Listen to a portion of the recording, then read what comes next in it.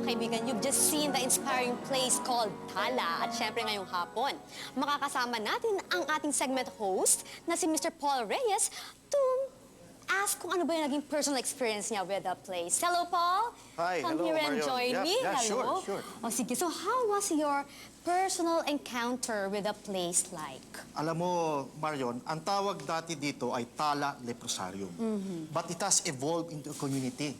As a matter of fact, ang tawag doon sa hospital ngayon ay Dr. Jose Rodriguez Memorial Hospital. And no longer it's called a leprosarium. Okay. And alam mo, makikita mo doon sa mga na-interview ko sa nakita nila kanina, sa mga mata ng mga dating pasyente, makikita mo yung buhay.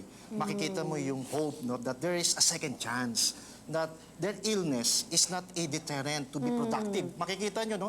Meron silang livelihood projects, yung mga dependents nila and families nila.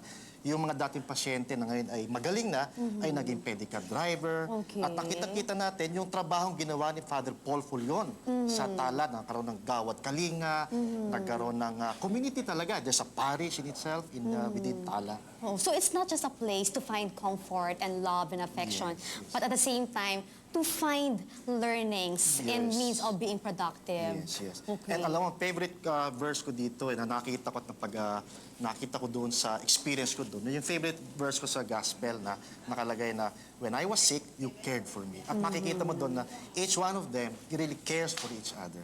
Napakasarap naman. Pero Paul, how did it inspire you? Like ngayon, at this very exact moment, how do you feel, how would you want to help the place or the people around there? Okay, inimbitahan natin ang ating mga lolo't lola at mga kasamahan natin na maaari po kayong bumisita po sa Tala, sa Tala Leprosarium upang magbigay po ng donasyon o tulungan po sila sa kanilang livelihood projects katulad po yung doll factory po nila.